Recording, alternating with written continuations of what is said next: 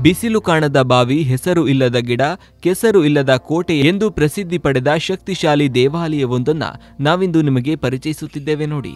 ಅದುವೇ ಐತಿಹಾಸಿಕ ಮಹತ್ವ ಹೊಂದಿದ ಕೊಪ್ಪಳ ಜಿಲ್ಲೆಯ ಕುಷ್ಟಗಿ ತಾಲೂಕಿನ ಚಂದಾಲಿಂಗೇಶ್ವರ ದೇವಸ್ಥಾನ.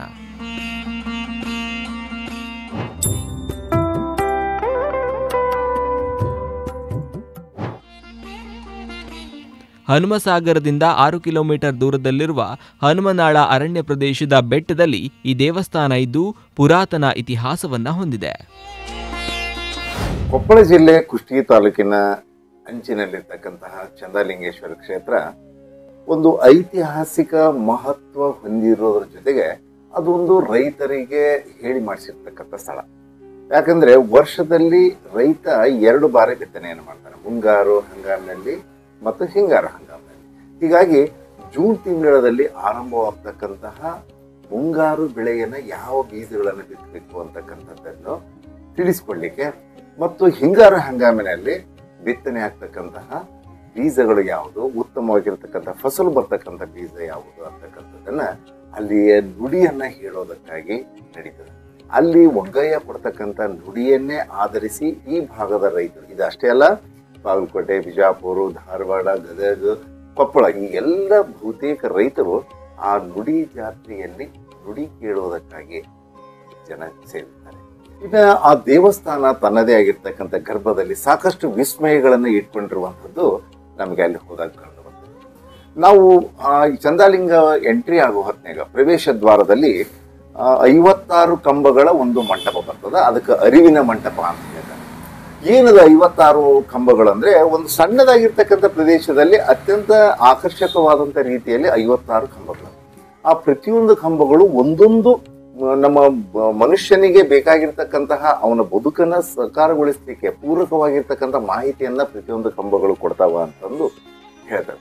ಹೇಗೆ ಕೊಡ್ತಾವ ಅಂತಂದ್ರೆ ಅವು ನಿರ್ಮಾಣವಾಗಿರ್ತಕ್ಕಂಥ ಅದರ ಮೇಲೆ ಇರ್ತಕ್ಕಂಥ ಕಲಾಕುಶರಿ ಆಗಿರ್ಬೋದು, ಕೆತ್ತನೆ ಆಗಿರ್ಬೋದು, ಅವುಗಳನ್ನು ನೋಡಿದಾಗ ಅದರಲ್ಲಿ ಇರ್ತಕ್ಕಂತಹ ಒಂದು ಮಾಹಿತಿ ಸಿಗ್ತದ. ಹೀಗಾಗಿ 56 ಕಂಬಗಳ ಅರಿವಿನ ಮಂಟಪ ಅಂತ ಹೇಳಿದ.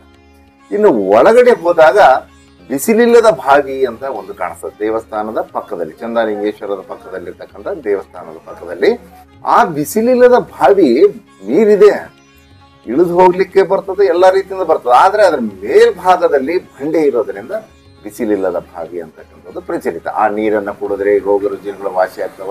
ಆ ನೀರನ್ನು ತೆಗೆದುಕೊಂಡು ಹೋಗಿ ಹೊಲ ಗದ್ದೆಗಳಿಗೆ ಸಿಂಪರಣೆ ಮಾಡಿದ್ರೆ ಅಲ್ಲಿಯೇ ರೋಗ ರುಜಿನಗಳು ಬೆಳೆಗೆ ಬಂದಿರತಕ್ಕಂಥ ಹೋಗ್ತವೆ, ಕ್ರಿಮಿಕೀಟಗಳ ಹಾವಳಿ ಕಡಿಮೆ ಆಗ್ತದ, ಹುಲಸಾಗಿ ಬೆಳೆ ಬರ್ತವ ಅಂತಕ್ಕಂಥದ್ದು ರೈತರಲ್ಲಿರ್ತಕ್ಕಂಥ ಒಂದು ನಂಬಿಕೆ.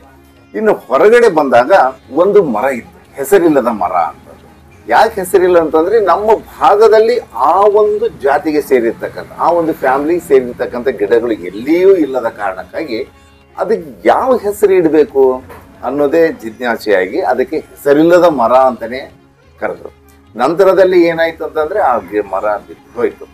ಹೀಗೆ ಏನಂದ್ರೆ ಈ ದೇವಸ್ಥಾನ ಸುತ್ತಲೂ ಭವ್ಯವಾಗಿರ್ತಕ್ಕಂತಹ ಒಂದು ಕೋಟೆ ಇದೆ.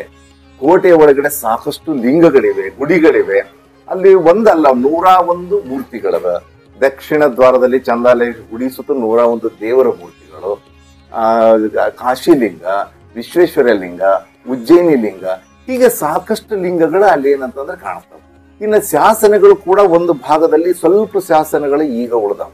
ಕೆಲವೊಂದು ಕಳ್ಳಕಾಕರ ಹಾವಳಿಯಿಂದಾಗಿ, ನಿಧಿಗಳರ ಹಾವಳಿಯಿಂದಾಗಿ ಅವೆಲ್ಲ ಶಾಸನಗಳು ಮರೆಮಾಚಿರುವಂಥದ್ದು ಆ ಪ್ರದೇಶದಲ್ಲಿ ಹೋದಾಗ ನಮಗೆ ಕಾಣಿಸ್ತದೆ. ಆದ್ರೆ ಅಲ್ಲಿರ್ತಕ್ಕಂಥ ಒಂದು ಶಿಲಾಶಾಸನದ ಪ್ರಕಾರ 1262ರಲ್ಲಿ ಹೆಗ್ಗಡ ಮಾರಮ್ಮ ಅಂತಕ್ಕಂಥ ವ್ಯಕ್ತಿ ಈ ಪ್ರದೇಶವನ್ನ ಅಲ್ಲಿ ಗದ್ದೆಯಾಗಿ ದೇವಸ್ಥಾನ ನಿರ್ಮಾಣ ಮಾಡ್ಕೊಳ್ಳಿಕ್ಕೆ ಕೊಟ್ಟಿದ್ರು. ಆ ಸಂದರ್ಭದಲ್ಲಿ ಅಲ್ಲಿ ಗದ್ದೆ ಆಗಿತ್ತು, ನಂತರದಲ್ಲಿ ದೇವಸ್ಥಾನ ನಿರ್ಮಾಣ ಆಗಿತ್ತು ಅನ್ನೋದು ಅಲ್ಲಿ ಇರ್ತಕ್ಕಂಥ ಒಂದು ಶಾಸನ ಹೇಳ್ತಾರೆ. ಇನ್ನು ಎರಡನೇದಾಗಿ ಏನಂತಂದ್ರೆ ವಿಜಾಪುರದ ಸುಲ್ತಾನರ ಕಾಲದಲ್ಲಿ ಈ ಒಂದು ಪ್ರದೇಶ ಮಂಡಲ ಆಗಿದೆ.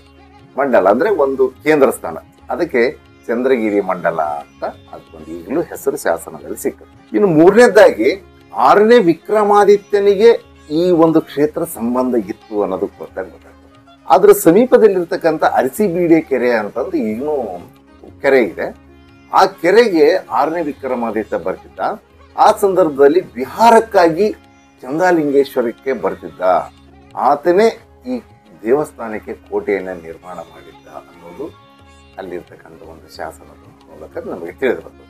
ಆನಂತರ ಈ ಪ್ರದೇಶ ಸುತ್ತಲೂ ಎಲ್ಲರದ ಔಷಧಿ ಗಿಡಗಳಿಂದ ಕೂಡಿರ್ತಕ್ಕಂಥದ್ದು, ಔಷಧಿ ಗಿಡಗಳಿರ್ತಕ್ಕಂಥದ್ದು, ಎಲ್ಲ ರೀತಿಯ ಔಷಧಿ ಗಿಡಗಳು ಯಾರು ನಾಟಿಸಿದ್ದಲ್ಲ ಏನಲ್ಲದ, ಅವು ನೈಸರ್ಗಿಕವಾಗಿ ಬೆಳೆದಿರ್ತಕ್ಕಂತಹ ಔಷಧಿ ಗಿಡಗಳಿರೋದರಿಂದ ವೈದ್ಯಕೀಯ ವಿದ್ಯಾರ್ಥಿಗಳೆಲ್ಲರೂ ಬಂದು ಅಲ್ಲಿ ಅಧ್ಯಯನ ಮಾಡಲಿಕ್ಕೆ ಬರ್ತಾರೆ. ಆದರೆ ಒಂದು ಆಶ್ಚರ್ಯ ಮತ್ತು ಬಹಳ ಸಂತೋಷ ಅಂತಂದ್ರೆ, ಯಾವುದೇ ಆಡಂಬರದಿಂದ ದೂರ ಆಗಿರ್ತಕ್ಕಂತಹ ತನ್ನ ಪ್ರಾಚೀನ ನೈಜತೆಯನ್ನು ಉಳಿಸಿಕೊಂಡಿರ್ತಕ್ಕಂಥ ಏಕೈಕ ಕ್ಷೇತ್ರ ಅಂದ್ರೆ ಅದು ಚಂದ್ರಲಿಂಗ.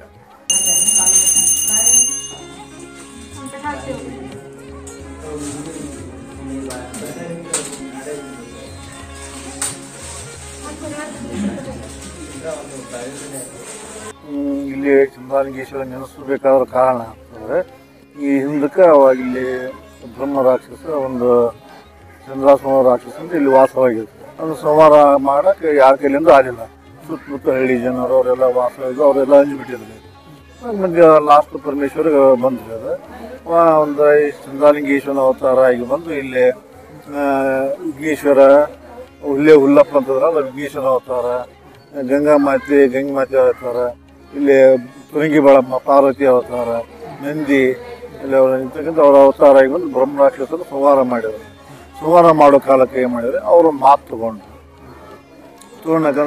ಪ್ರತಿ ಪೂಜೆಕನ್ನು ನಮ್ಮ ಪೂಜೆ ಆಗುತ್ತಂತ ನಾ ಸಂಹಾರ ಹಾಕಿನಿ ಅಂತ ಮಾತು ತಗೊಂಡು ಆ ಬ್ರಹ್ಮ ರಾಕ್ಷಸ ಸಂಹಾರ ಆದ. ಇಲ್ಲಿ ಭಕ್ತರು ಯಾವ ಕಡೆಯಿಂದ ಬರ್ತಾರೆ ಹೆಚ್ಚಾಗಿ? ಇಂಥ ಕಡೆಯಿಂದ ಇಲ್ಲ ಅನ್ನಂಗಿಲ್ರಿ. ಮಹಾರಾಷ್ಟ್ರದಾಗಿದ್ದ ಬರ್ತಾರ, ಗೋವಾದಾಗಿದ್ದ ಬರ್ತಾರ, ಈ ಕಡೆ ಗಂಗಾವತಿ, ಇಲ್ಲಿ ಬಾಗಲಕೋಟೆ, ಬಿಜಾಪುರ, ಹುಳಿ ಸೈಡ್ ಮಂದಿ ಭಾಳ ಬರ್ತ, ನವಲಗುಂದ, ನರಗುಂದ ಇಂಥಲ್ಲಿ ಇವರೆಲ್ಲ ಮಹಾರಾಷ್ಟ್ರದಾಗಿದ್ದ ಸಹಿತ ಬರ್ತಾರೆ. ಅಮಾಶಿಬೇಮ್ ಎಷ್ಟು ಒಂದು 7-8 ಜನ ಕಲುತ್ತೆ. ಅಮಾಶಿಬೇಮ್ 15ರಿಂದ 20 ಕ್ವಿಂಟಲ್ ಇದು ಪ್ಯಾಕೆಟ್ ಗಂಟೆ ಹಾಕಿ ಹೋಗುತ್ತೆ. ದಾಸೋಗ 2 ಕ್ವಿಂಟಲ್ ಸಿಗರೇಟ್, 3 ಕ್ವಿಂಟಲ್ 4 ಕ್ವಿಂಟಲ್ ಅಕ್ಕಿ ಎಲ್ಲ ಅಮಾಶಿಬೇಮ್ ಅಷ್ಟು ಜನ ಕಲಿತೈತೆ. ಸಾರಿಗೆ ವ್ಯವಸ್ಥೆ ಸರ್? ಬಸ್ಸಿನ ಸೌಕರ್ಯ ಇಲ್ರಿ, ಜಾತ್ರೆಯಾಗಿ ಬಿಟ್ಟಿರ್ತಾರ. ಅದು ನಡುವಿದಿಂದ ಏನೈತೆ ಟಮ್ ಜೀಪು ಇಲ್ಲಿ ಬರೋರು ಏನ್ರಿ ತಮ್ಮ ಕಾರ್ಯಕ್ರಮ ಮಾಡ್ಕೊಂಡು ತಮ್ಮ ಗಾಡಿ ಮಾಡ್ಕೊಂಡ ತಮ್ಗೆಲ್ಲ ವ್ಯವಸ್ಥೆ ತಗೊಂಡು ಬಂದ್ಬಿಡ್ತಾರೆ. ದೂರದಿಂದ ಬರ್ತಿರ್ತಾರ, ತಮ್ಮ ಮುಂದೆ ಕರ್ಕೊಂಡು ಎಲ್ಲ ತಗೊಂಡು ತಮ್ಮ ಗಾಡಿ ಮಾಡ್ಕೊಂಡ ಎಲ್ಲಾರು ಬರ್ತಾರ. ಇಂತಹ ಶಕ್ತಿಶಾಲಿ ದೇವಾಲಯಕ್ಕೆ ನೀವು ಕೂಡ ಒಮ್ಮೆ ತಪ್ಪದೆ ಭೇಟಿ ನೀಡಿ. ಇಲ್ಲಿನ ಕುರಿತಾದ ಅನುಭವಗಳನ್ನು ಕಮೆಂಟ್ನಲ್ಲಿ ತಿಳಿಸಿ.